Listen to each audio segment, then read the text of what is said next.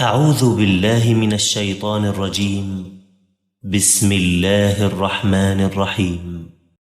يا أيها المزمل قم الليل إلا قليلا نصفه أو انقص منه قليلا أو زد عليه ورتل القرآن ترتيلا إنا سنلقي عليك قولا ثقيلا إن ناشئة الليل هي أشد وطئا وأقوم قيلا إن لك في النهار سبحا طويلا واذكر اسم ربك وتبتل إليه تبتيلا رب المشرق والمغرب لا إله إلا هو فاتخذه وكيلا واصبر على ما يقولون واهجرهم هجرا جميلا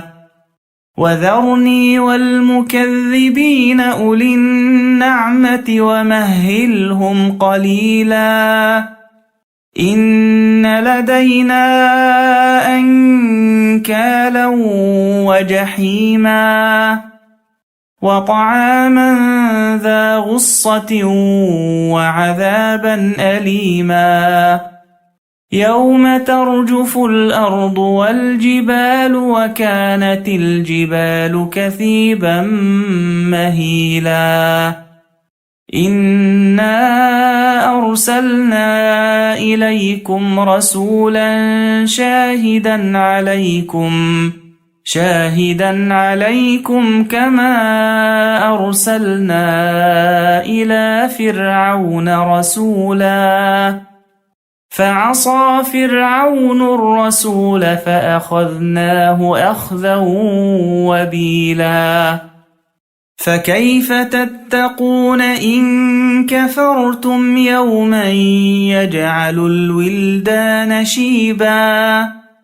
السماء منفطر به كان وعده مفعولا إن هذه تذكرة فمن شاء اتخذ إلى ربه سبيلا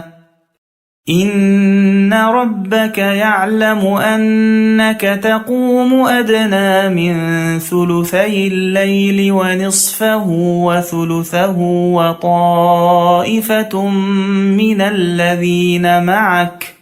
والله يقدر الليل والنهار علم أن لن تحصوه فتاب عليكم فاقرؤوا ما تيسر من القرآن علم أن سيكون منكم مرضى وآخرون يضربون في الأرض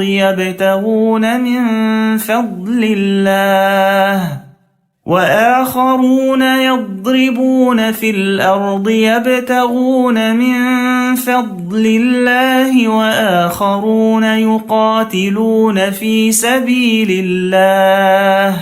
فاقرؤوا ما تيسر منه وأقيموا الصلاة وآتوا الزكاة وأقرضوا الله قرضا حسنا وما تقدموا لأنفسكم من خير تجدوه عند الله هو خيرا وأعظم أجرا واستغفروا الله إن الله غفور رحيم.